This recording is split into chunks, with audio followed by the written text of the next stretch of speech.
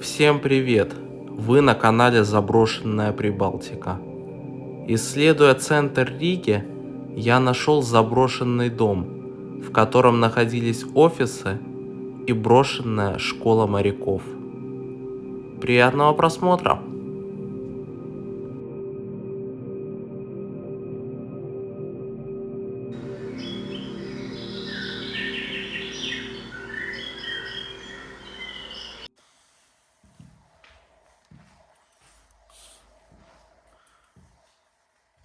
Пробрался в здание. И здесь когда-то находилась школа, где учили моряков. Это второй этаж. И будочка, где сидел сторож. 15-го года календарик.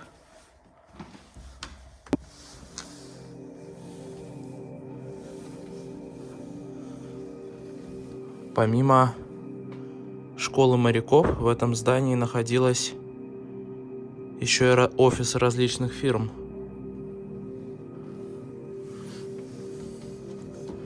Вот здесь практически на входе сидел охранник. Такое спальное место. Еще один календарь за 2017 год. Вполне возможно, что как раз 5 лет назад это место и было заброшено.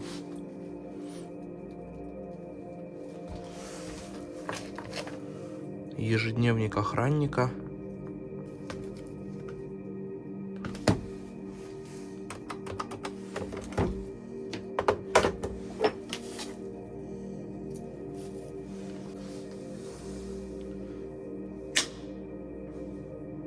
Электричества нету.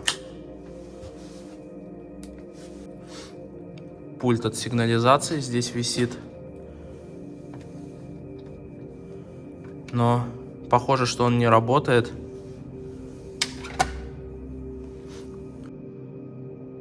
Судя по вот этому пыльному датчику на стене, похоже, сигнализацию отключили. Складские помещения школы моряков.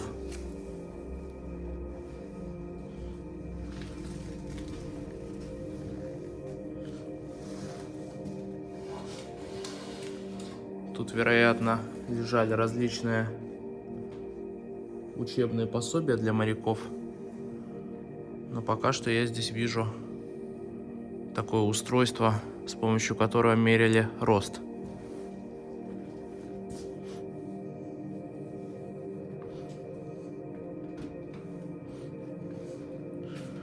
Здесь, вероятно, даже был медицинский кабинет, сейф. Возможно, когда-то здесь лекарства лежали.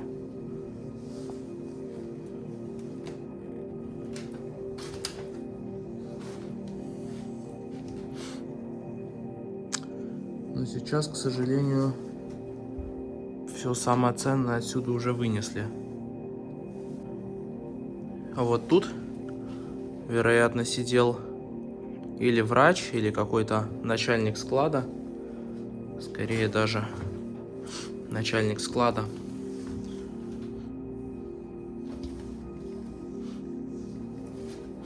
Пусто.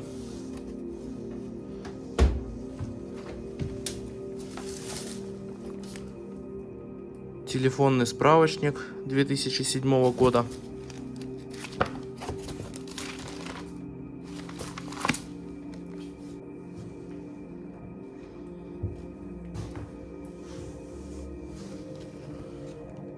Продолжение складов.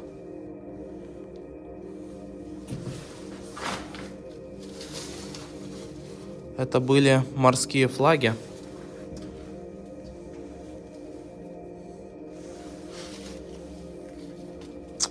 Да, это морские флаги.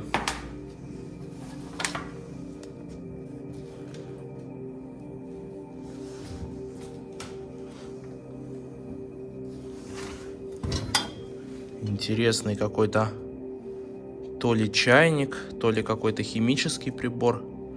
Не пойму. Вот это что-то для экспериментов по физике.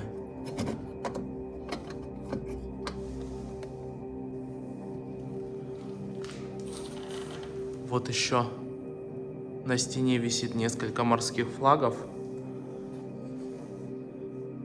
Там находятся офисы, но в них мы отправимся немного позже.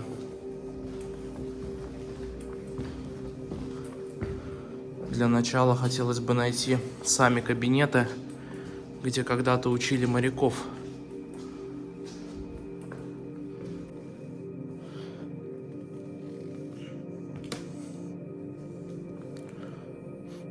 Еще один кабинет. Может быть, даже кабинет директора. Да, посмотрел я на дверь. Это был кабинет директора.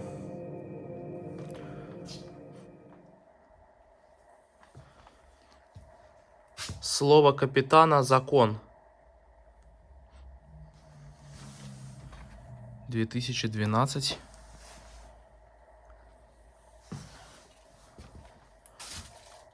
Очень много журналов «Катера и яхты». Прямо весь стол усеян этими журналами. Это такой российский журнал,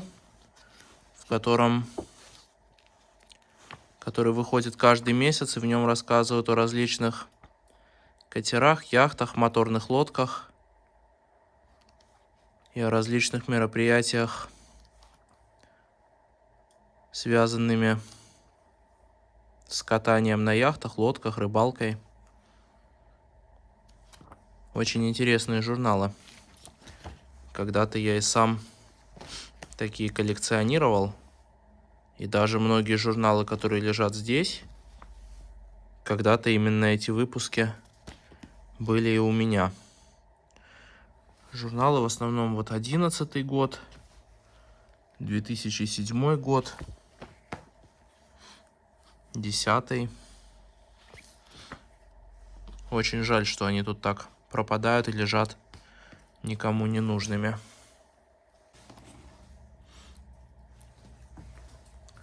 Интересно, что же лежало в сейфе у директора? А что здесь лежало, к сожалению, мы уже никогда не узнаем.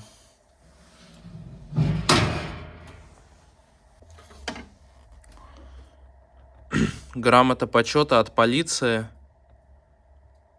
для вот этого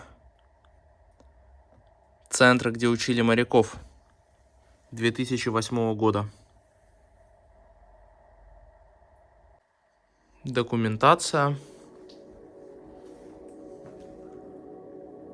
Факс, наверное. И такое интересное решение. Шкаф. С виду обычный шкаф, его открываешь, а внутри раковина.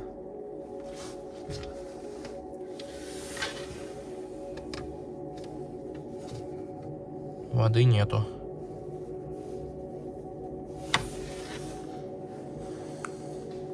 Само здание пятиэтажное. На его нижних этажах располагались офисы. А на предпоследнем этаже, вот здесь, находятся уже сами кабинеты, где учили моряков.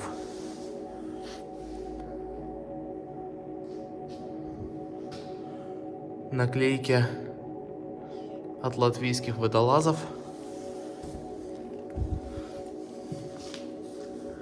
И здесь тоже был то ли кабинет, то ли учебный класс.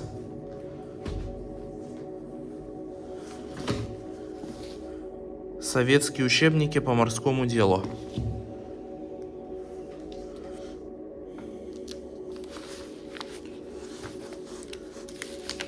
Вот это кто-то решал морские задачи.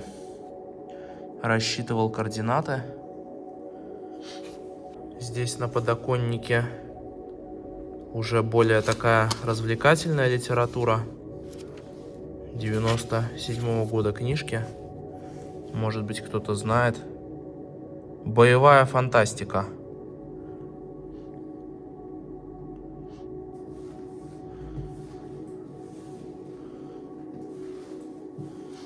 Очень неприятный запах в уборной. Даже пришлось заткнуть нос. Кто-то здесь делал свои дела грязные. Что интересно, несмотря на то, что здание отремонтировано, но туалеты чисто советские.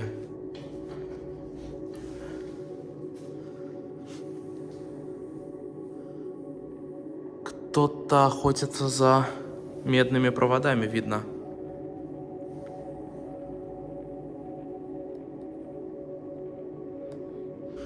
Лежит такой мешок на лестнице, и внутри провода. Провода медные, интернетные. Кто-то потихоньку срезает проводку и выносит отсюда. А вот сама школа моряков.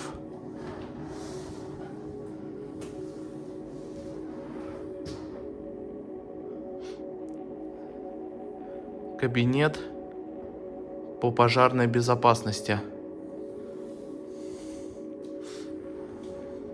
Обалдеть.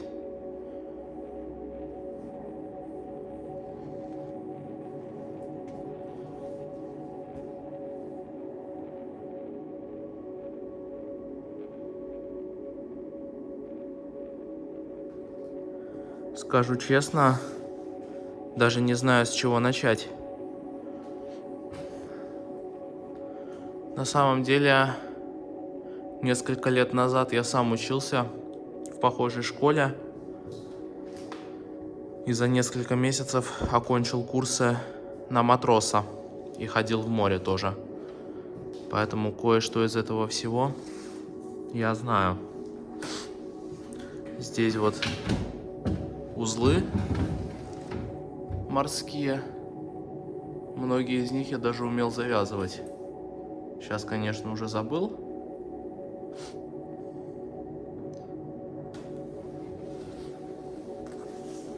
Тоже кто-то практиковался вязать узлы.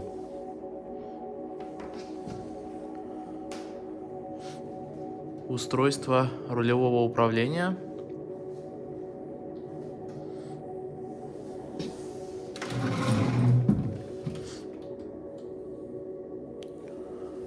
Доска.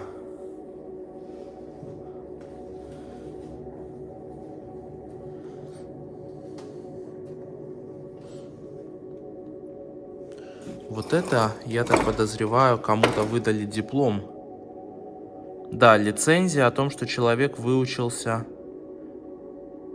Только непонятно на кого.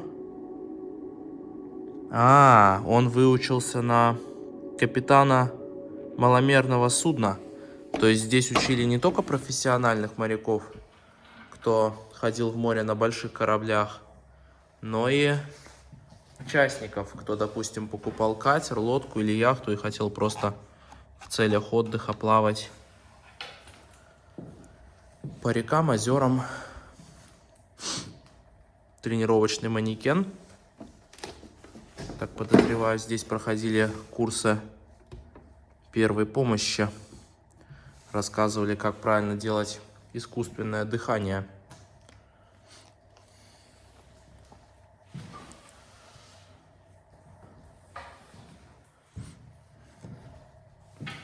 Якорное и швартовое устройство.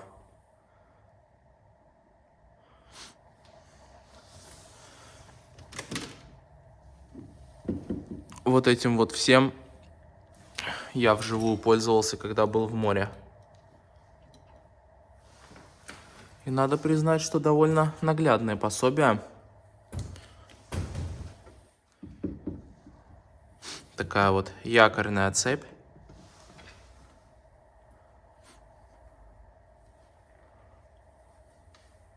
Разрез корабля. Вот это что-то интересное. То ли для парусников, то ли для рыболовецких судов. Сложно сказать.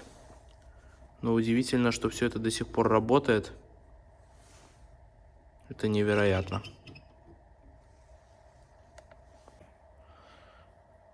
И еще продолжение морских узлов. Одним из самых сложных узлов это был вот такой узел, когда была веревка, которая расплеталась на несколько частей, и надо было вот так вот ее заплести в такую вот красивую петельку на конце. По-моему, у меня даже так и не получилось научиться.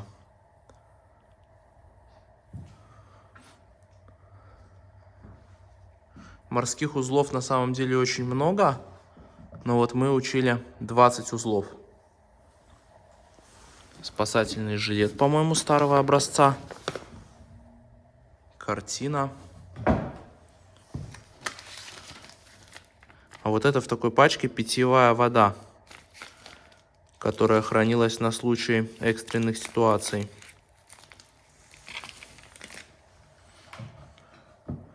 И такой вот маленький подъемный кран, ну точнее его крюк, который тоже есть на любом судне. И лестница для того, чтобы подниматься на борт. Внутренности спасательного жилета старого образца. Сейчас-то уже другие жилеты, а вот это чисто советский спас-жилет.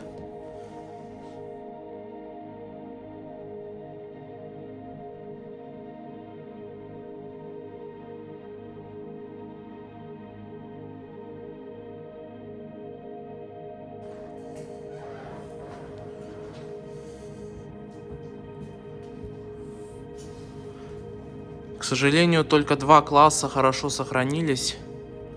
Остальные помещения примерно вот такие.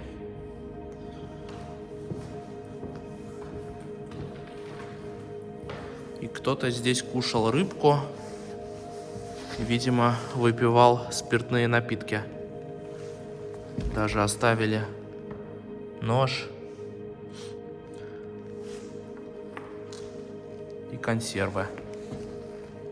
Бездомные или тоже ребята, кто ходит по заброшенным местам.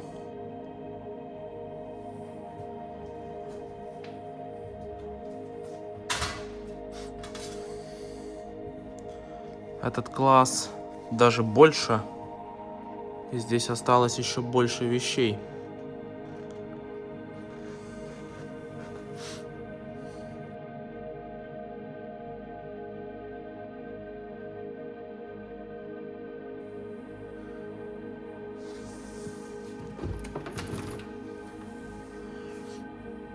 Различные морские знаки.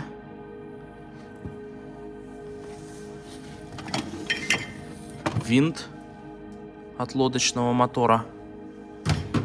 И снова советские учебники.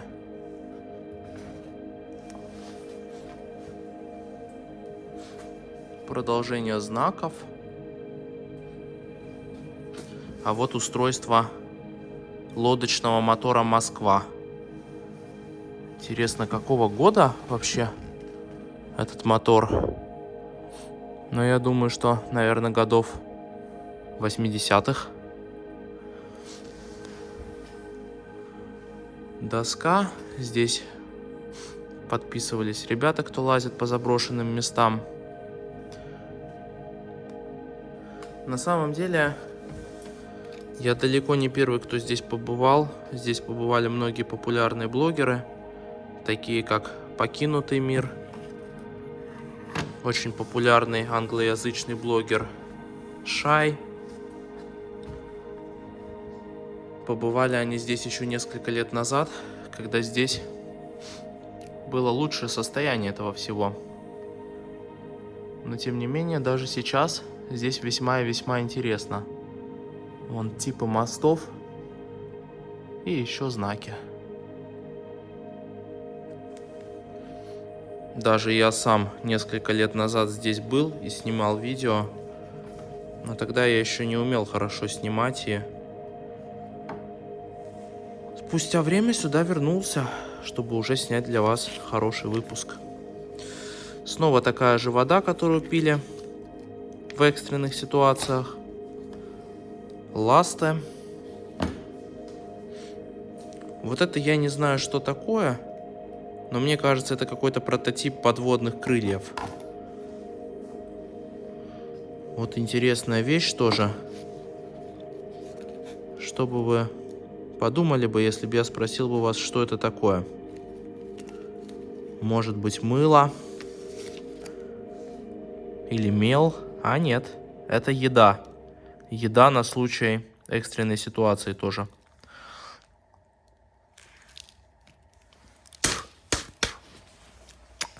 Конечно, ее сейчас кушать нельзя, но я чисто попробовал. Напомнило мне очень сладкий хлебушек. Много макетов лодок.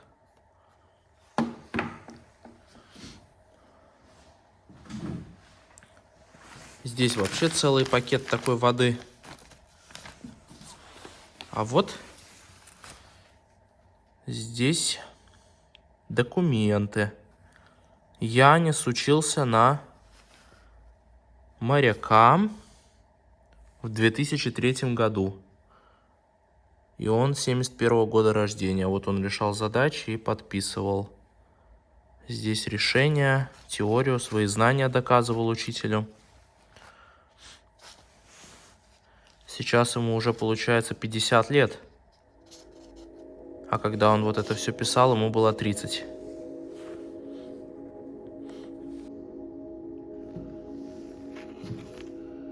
Нашел такую интересную вещь.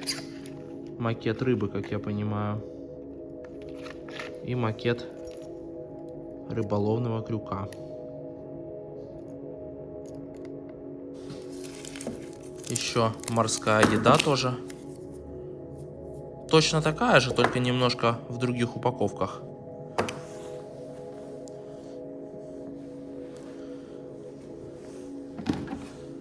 Очень, к сожалению, пришло это место в упадок, потому что я и сам бывал здесь около 3 лет назад. И все не было так разбросано, раскидано, вещей было больше. Машинка печатная. Интересная вещь. Телефоны. Целый ящик.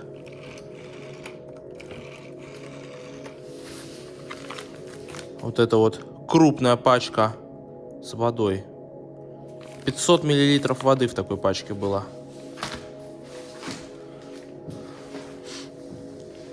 На стенах карты наших латвийских рек. Весьма интересное пособие для будущих судоводителей. Устройство маломерного судна. То есть это уже небольшой корабль, а катер или моторная лодка маленькая. Вроде бы маленькое судно считается до 12 метров. Самописец когда-то был, но, к сожалению, его разобрали. На столах много рулонов. В этих рулонах карты.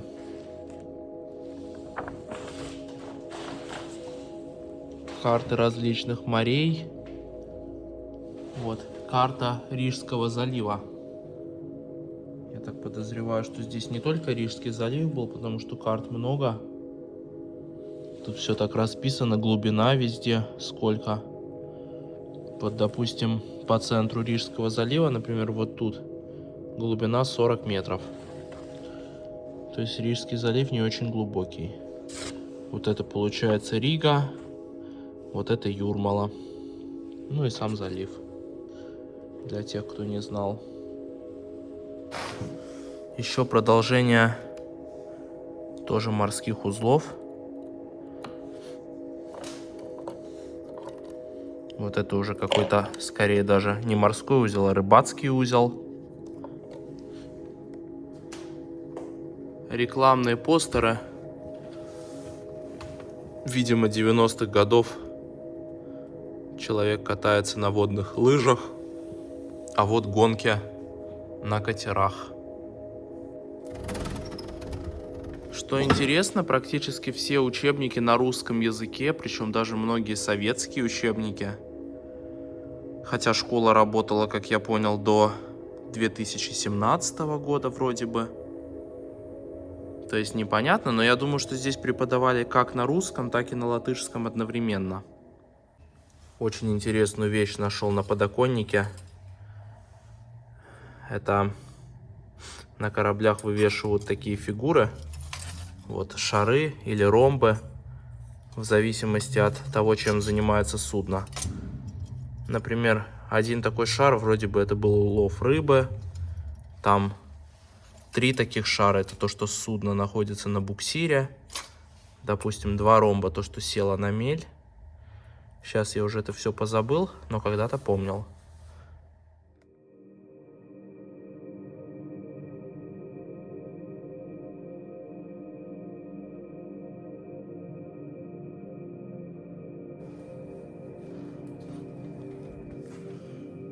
Все здание не занимала школа моряков, и остальные помещения были арендованы под офисы разных фирм. Офисы тоже уже давно закрыты, фирмы съехали, оставив лишь мебель.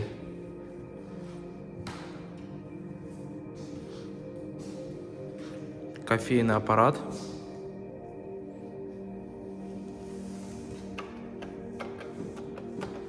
Можно было бесплатно попить кофе в офисе. На самом деле, когда я был несколько лет назад тут, все вот эти двери еще не были взломаны. И эти помещения не были открытыми.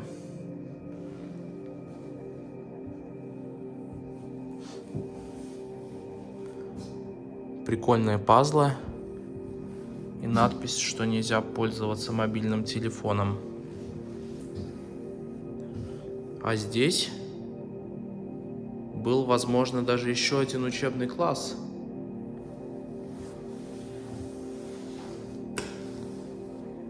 И электричества нету.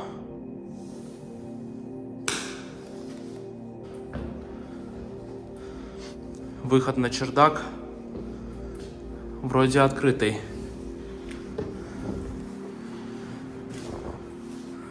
Хочу вам показать немножко вечерней Риги с высоты птичьего полета.